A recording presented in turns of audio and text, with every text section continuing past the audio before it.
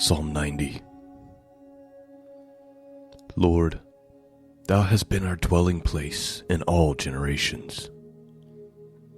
Before the mountains were brought forth, or ever Thou hast formed the earth and the world, from everlasting to everlasting Thou art God. Thou turnest man back to the dust, and sayest, Turn back, O children of men. For 1,000 years in Thy sight are but yesterday when it is past, or as a watch in the night. Thou dost sweep men away, they are like a dream, like grass which is renewed in the morning. In the morning it flourishes, and it is renewed, and in the evening it fades and withers. For we are consumed by Thy anger, by Thy wrath we are overwhelmed. Thou hast set our iniquities before Thee, our secret sins in the light of Thy countenance. For all our days pass away under Thy wrath. Our years come to an end like a sigh. The years of our life are 70, or even by reason of strength 80. Yet their span is but a toil and trouble. They are soon gone, and we fly away. Who considers the power of Thy anger, and Thy wrath according to the fear of Thee? So teach us to number our days, that we may get a heart of wisdom. Return, O Lord. How long? Have pity on Thy servants. Satisfy us in the morning with Thy steadfast love, that we may rejoice and be glad all of our days. Make us glad as many days as Thou hast afflicted us, and as many years as we have seen evil. Let Thy work be manifest to Thy servants, and Thy glorious power to their children. Let the favor of our Lord God be upon us, and establish Thou the work of our hands upon us. Yea, the work of our hands establish Thou it. Greetings, friends. Welcome back to the broadcast. That was Psalm 90, a prayer of Moses, the man of God. Today we're looking at this week's lectionary study, and this week the gospel portion is about something that we talk a lot about on this podcast, and that is the cost of discipleship. Often you've heard me rant on this podcast, desperately trying to remind people that following Christ will cost you something. True discipleship, that is. Truly following Christ will cost you something. The scriptures say all those who wish to live godly in Christ Jesus will suffer persecution. You see, there's this alternative message that's been out there for several decades now, which is that following Christ leads to happiness, healthiness, wealthiness. God may choose to give you those things, but that's not the gospel message.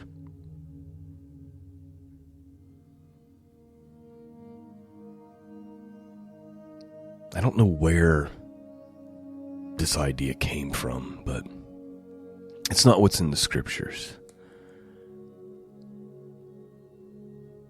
But we have this focus now where it's like, oh, it's just about a relationship. It's not about religion. Nonsense. Yes, there's certainly a relationship there, but if you are following Christ, you are religious. If you're truly following. Today's teachings is a reminder that discipleship is a serious commitment. It's not some casual relationship. This is life or death. This is Christ first above all else, as we're going to see demonstrated by the scriptures. Before we get to Luke chapter 14, we got to read a little tiny, 5 verses from the book of Wisdom, and just 3 or 4 verses from Philemon, which is a writing for the Apostle Paul from prison, Over and over and over, Paul paid the ultimate prices for following Jesus, being stoned, being whipped, being imprisoned, left for dead, shipwrecked.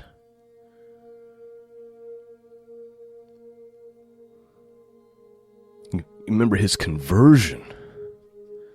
Paul wasn't told, hey, follow me and you'll finally have the happy life you're seeking. No, he had a happy life, a successful life, up till that point. Instead, he was told, I'm going to show you how much you must suffer for me. Can you imagine that message today coming from the pulpit? Can you imagine if young people come into the church and they heard the truth? Following Christ will save your life. And for all eternity, you'll get to spend that with the Lord and with God, and you have an eternal life that goes on forever in the presence of God. But in this life, you're going to have trouble. You're going to lose job opportunities. You're going to lose friends and family. If you truly seek to follow Christ, that's what the gospel message really is.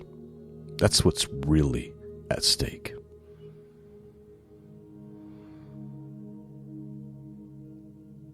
Let's have a look, shall we?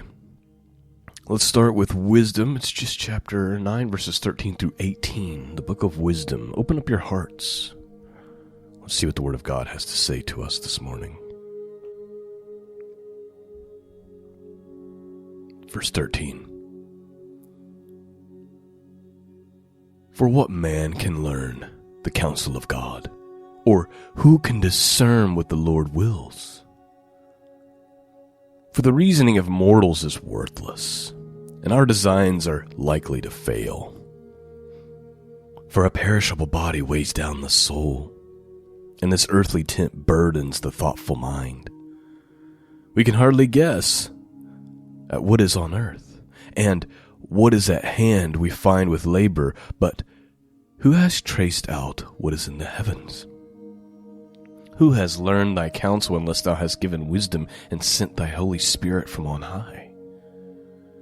And thus the paths of those on earth were set right, and men were taught what pleases thee, and were saved by wisdom.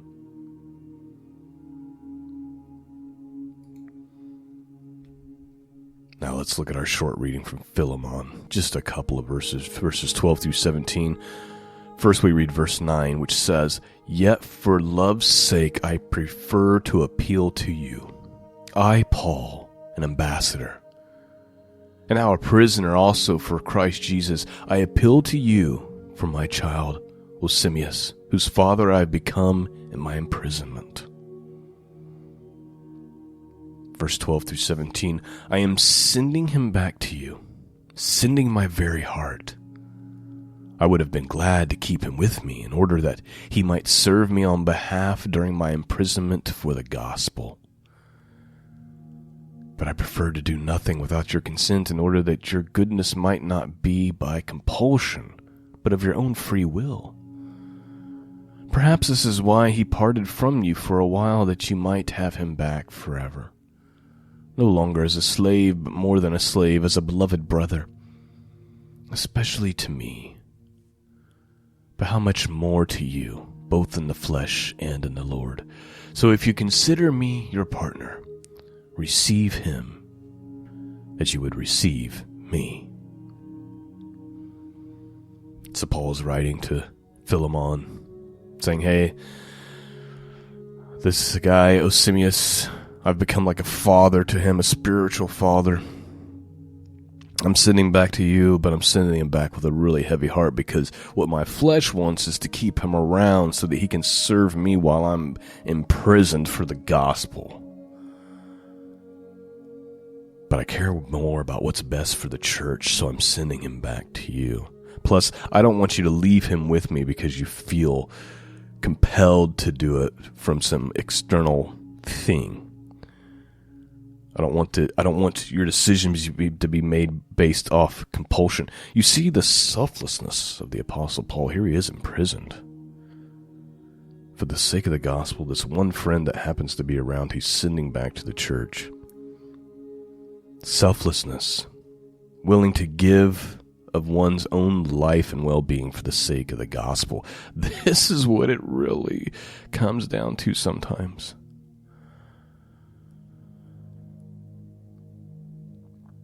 Let's look. Luke chapter 14, verses 25 through 33, the cost of discipleship.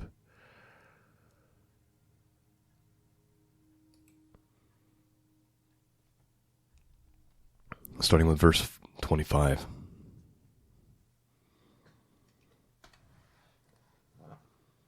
Now great multitudes accompanied him, and he turned and said to them, If anyone comes to me, it does not hate his own father and mother and wife and children and brothers and sisters, yes, even his own life, he cannot be my disciple. Please note, before we move on, what's Jesus saying here? Does he really want me to hate my own mother, hate my wife and my children? Obviously not. One of the commandments is honor your father and your mother. What's he saying? What he's saying is very simple. He's saying to be his disciple, one must be prepared to part from anyone who prevents them from serving him.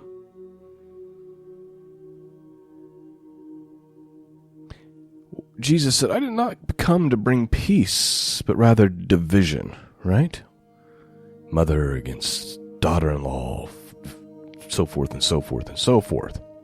What is he saying? He's saying when you follow me, when you make that decision to be all in, there's going to be consequences. You're going to have family members who just can't stand you now, want nothing to do with you, or to be around them is just toxic and constant arguments. Same thing with friends and other types of family members. That's what Jesus is saying. He's saying you got to be willing to part from anyone who's preventing you from serving me. By the way, this is not, because some people will use this as condoning for like getting a divorce.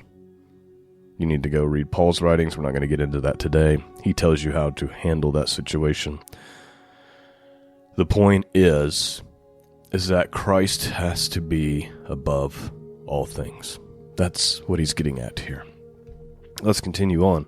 If you want to actually be his disciple, you can be a pretend disciple, like half of Christianity that I see today.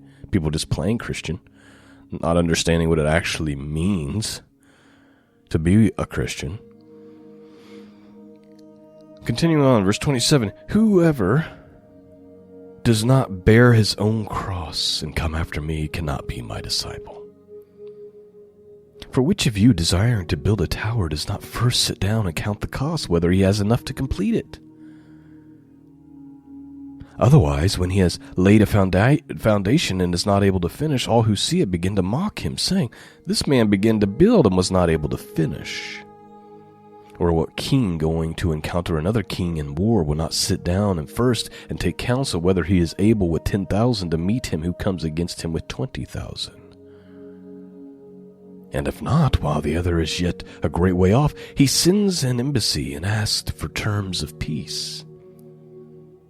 So therefore, whoever of you does not renounce all that he has cannot be my disciple.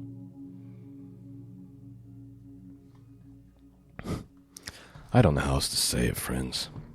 I've been doing this for, long time now. And I'm amazed at how few people really get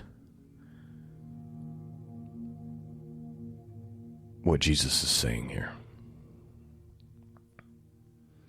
Here's the deal. If you're going to follow Jesus and you're going to be serious about that commitment, just understand, count the cost, that it very well could end up costing you everything. Your dreams, friends and family.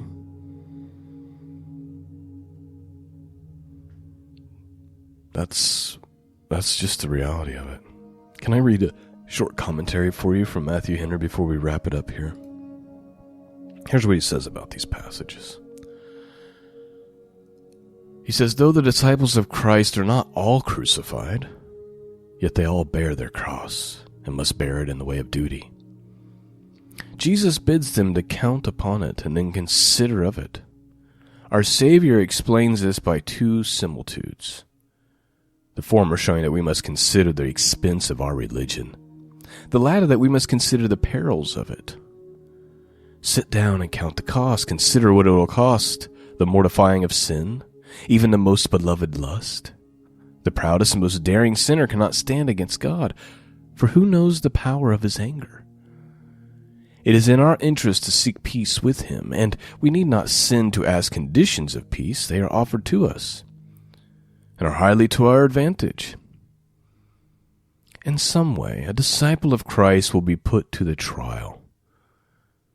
May we seek to be disciples indeed, and be careful not to grow slack in our profession or afraid of the cross, that we may be the good salt of the earth to season those around us with the savor of Christ. Let's end with this week's collect. Grant us, O Lord, to trust you with all our hearts. For as you always resist the proud who confide in their own strength, so you never forsake those who make their boast of your mercy. Through Jesus Christ our Lord, who lives and reigns with you in the Holy Spirit, one God, now and forever. Amen. I pray you've been blessed this morning.